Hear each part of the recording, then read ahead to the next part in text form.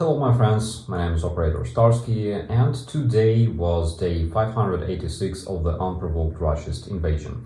These 24 hours were really productive for the armed forces of Ukraine, who reported elimination of more than 500 Russian invaders and 15 Russian tanks. But that's not all, because impressive 51 artillery systems and MLRS combined were toasted, and the Ukrainian defenders keep humiliating the losing Russian army south of Robotyne and south of Bakhmut. There was a successful derussification east of Andriivka, as it was reported by the official sources, and the guys reported that the Russian supremacists keep suffering in Klishivka. However, we should expect more detailed updates from the general staff about the situation there. This day was also full of beautiful news. The Ukrainian strike drones attacked the terror Russian factory in Smolensk, where X-59 or Ha-59 missiles were produced, because the factory belongs to the state Russian corporation called Tactical Missile Weaponry. Of course, the Russian sources claim that all the drones were shot down, but the published videos completely debunk their claims. Apparently, the Russian strategic missile storages are too precious to use them recklessly like they did last year. That's why we should expect terrorists to use Shahid drones much more frequently for the upcoming strikes on the Ukrainian civilian infrastructure.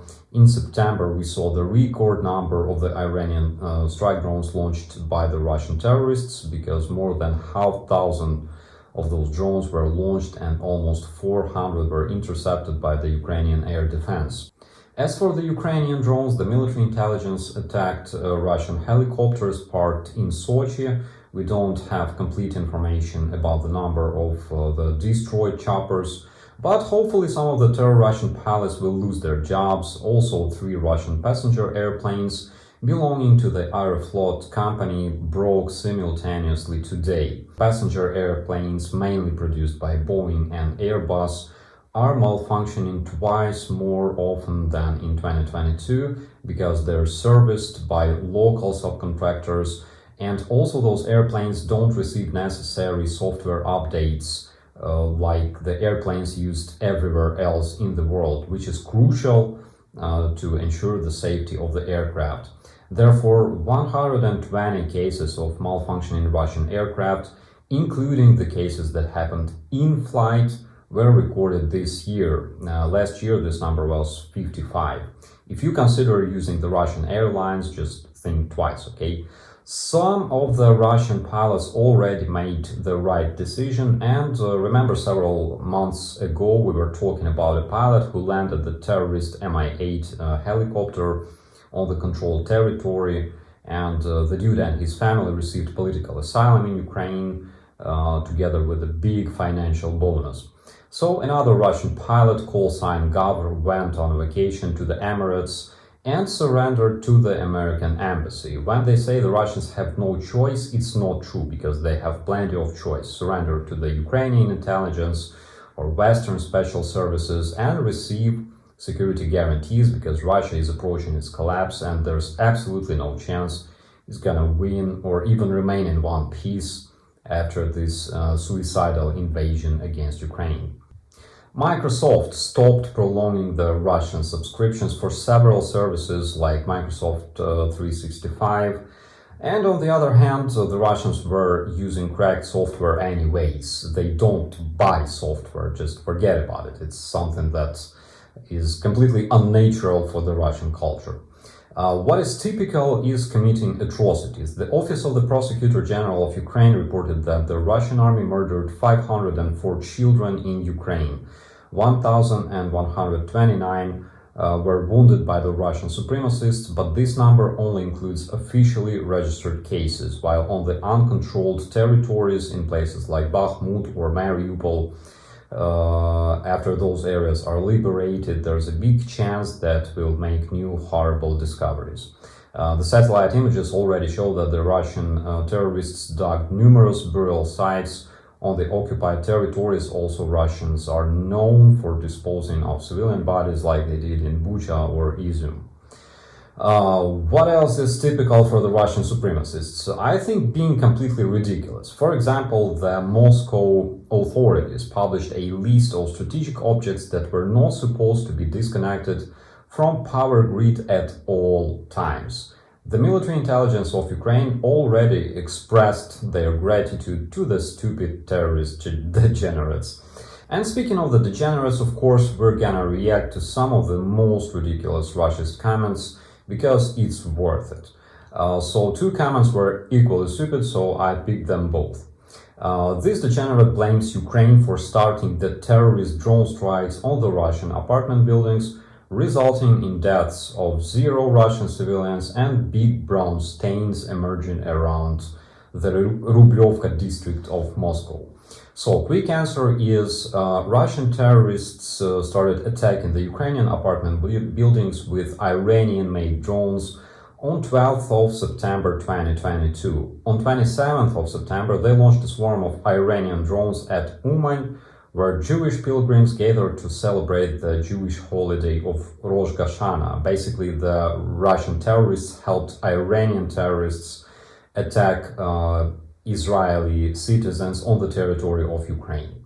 And the long answer: the videos of the drone strikes in Russia are only available because the Russian citizens can easily record them while smoking and talking on their balconies, because they know that the Ukrainian forces don't attack civilians and there's nothing to be afraid of, because the Ukrainian drones only strike military targets.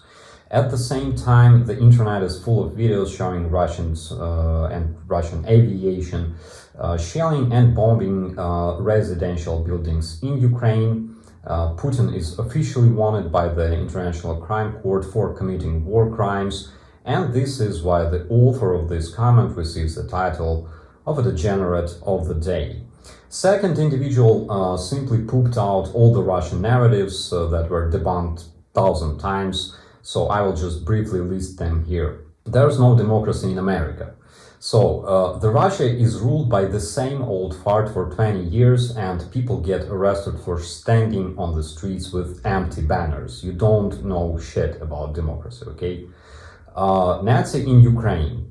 Muslim and Jewish communities in Ukraine are thriving, and thousands of volunteers of all nations and races support Ukraine and feel completely safe on the Ukrainian territory, even despite the war.